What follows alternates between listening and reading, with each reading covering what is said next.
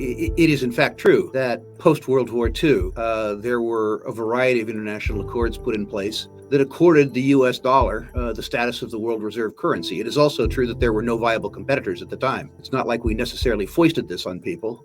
It's that we had the deepest, most liquid, and most transparent financial system in the world. We had the most functional government securities business in the world, which is to say the U.S. Treasury securities. And relative to other economies and other currencies, we were well managed. I use that phrase advisedly. We were well managed compared to the others, as opposed ultimately to well managed. That notwithstanding, the U.S. dollar became, and the U.S. Treasury market became, the global standards with regards to fund and, in fact, wealth flows. And this accorded us, as you suggest, a standard of living that was probably higher than we deserved based simply on the output of the U.S. economy. We got, in effect, a transfer fee, and we were able to issue currency because other people's debts and credit and their trade were denominated in our dollars.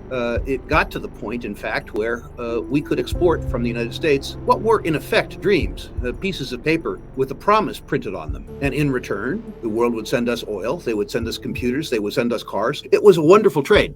And in fact, Mike, it still is a wonderful trade. But the truth is that we, our political class at least, but I think the voters share the blame, have decided to obviate some portion of this exorbitant privilege by, among other things, exporting extraterritorially U.S. values and imperatives around the world, including to some countries that don't share our values. In addition to the fact that we are doing our best to weaponize our currency, we have also, I would say, debased our government securities market. The U.S. government, as debtor, owes $33 trillion in on-balance sheet liabilities, which is to say bonds outstanding, but over $100 trillion in net present value of entitlement obligations, which is to say the debtor in the U.S. Treasury securities market owes about $130 trillion to creditors and proposes to service this debt with a budget that's in deficit this year, an estimated $3 trillion. So the United States is doing a really, truly amazing thing. We're debasing our currency at the same time that we're wrecking our treasury market. And the world puts up with this.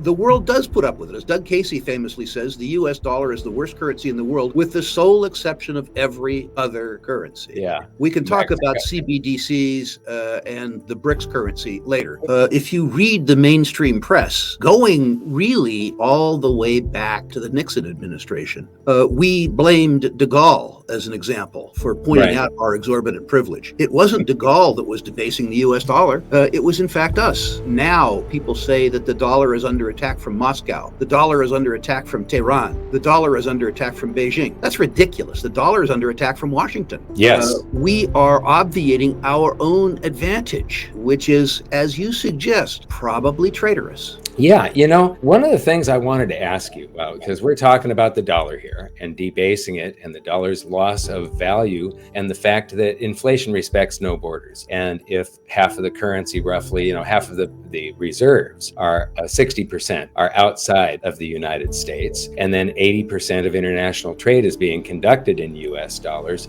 Actually, it's more than that. It's 88%, I believe, right now. That means that there are as many dollars, if not more, outside of the United States than there are inside of the United States. And when we expand the currency supply and do deficit spending to fund stuff inside of the United States, we're devaluing the dollars, including those outside the United States. So that inflation is also this stealth wealth tax that we are placing on the rest of the world. And you called it a fee that they pay for us being the hub of the international monetary system. Can you expand on that fee? Well, think about it. It's a great business. We have the ability to export a system. That's truly a spectacular franchise. Think about the fact that, in a way, we're a broker. We don't have to have the wealth. We just have to handle the wealth. And the truth is, we have a system that wealth and transfer is denominated in. And we get a farthing, a little tiny piece of every transaction that takes place in the world. And we impose a little tax on every saver in the world, because as unstable as our currency is, it seems to be more stable than the competition. This franchise, or as de Gaulle put it, this exorbitant privilege, is maybe the most important part of the American franchise. It is certainly the thing that we export the most efficiently. And the idea... Small ebook, big impact, the wealth tree. The only 4 ways that will make you financially free forever. Download it here for free. The idea that we are actively engaged in diminishing the value of the franchise, were it not so tragic, would be amusing. It's important, too, that your listeners focus on part of what you said, which is to say, in addition to the weaponizing of the dollar, the attempt to impose extraterritorially America's values and political norms, that the damage that we are doing to our own savers and other savers by diminishing the purchasing power, the net present value, the purchasing power of the dollar, I think bears note. You will see recent self-congratulatory utterances from the government about the fact that they have brought down inflation, taking credit, I guess, as an example for the decline in energy prices, which they had nothing to do with. And I know I'm going off the reservation here a little bit, but I want to make the point with regards to the deteriorating value of the dollar, that when they make those self-congratulatory utterances about declining inflation, they are talking about an artificial construct, which is to say their CPI, the Consumer Price Index, and they are acting as though that's a cost of living index. Now, Mike, there's many ways that I could attack the construct of the CPI, but the easiest, in terms of conflating it with the cost of living index, is to point out that the CPI doesn't include tax. Now, if I didn't have to pay the tax, I wouldn't bitch quite so much about the index. But truth is that for Americans, at least, tax is the largest single household expense that they face, greater than shelter, greater than transportation, greater than food, and greater than energy combined. And so when the policy wonks tell you about declining inflation in the sense that they are saying that the increase in your cost of living has been moderated relative to the interest that you might receive on your savings, they're lying. There's only 2 choices. They are either unwitting or they're unscrupulous. Those are the only 2 choices possible. And that's not a very good choice from my point of view. And that's the other part of the diminishment of the American franchise that I think that Americans need to pay attention to. Yeah, so basically, you also consider it the CP lie, right?